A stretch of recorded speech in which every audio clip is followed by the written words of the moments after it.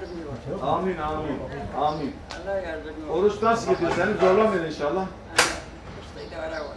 Rabbim yardımcın olsun inşallah.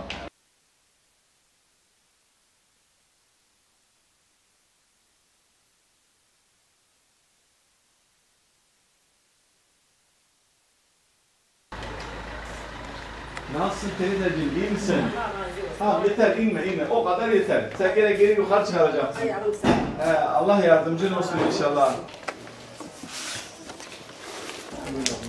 Dersen graf koydun, tamam mı?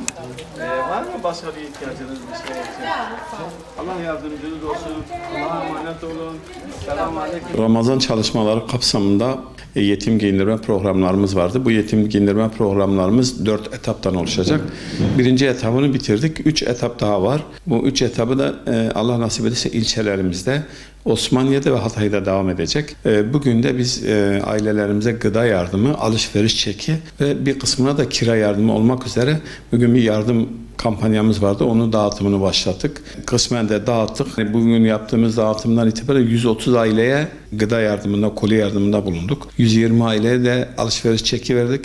4 ailenin de kira yardımını karşıladık. Bundan sonra yardımlarımız inşallah devam edecek. Bugün gerçekten aileleri gezdim. 21. yüzyılda yaşıyoruz ama hala çöplerde ekmek toplayan aileler var. Hala giyim, kuşam sıkıntısı olan ailelerimiz var. Gerçekten evlere baktığın zaman çoluk çocuğumuzun her birinin 4'er 5'er ayakkabısı var. Hatta çocuklar marka ayakkabı isterken öbür taraftaki çocuk terlikle okula gidiyor. Hatta ayakkabı bulamayan yırtık ayakkabıyla okula gidip ve akranlarıyla beraber gerçekten yani böyle bir travma yaşıyor gibidir ve bu yüzden bizim bunlara bir çözüm bulmamız gerekiyor. Şu anda biz hayır sahiplerine sesleniyoruz. Eğer bu Ramazan'dır, bu aziz mübarek günde bu insanların yüzünü güldürmesine vesile olurlarsa çok iyi olur diye düşünüyorum. Biz de köprü olmaya hazırız.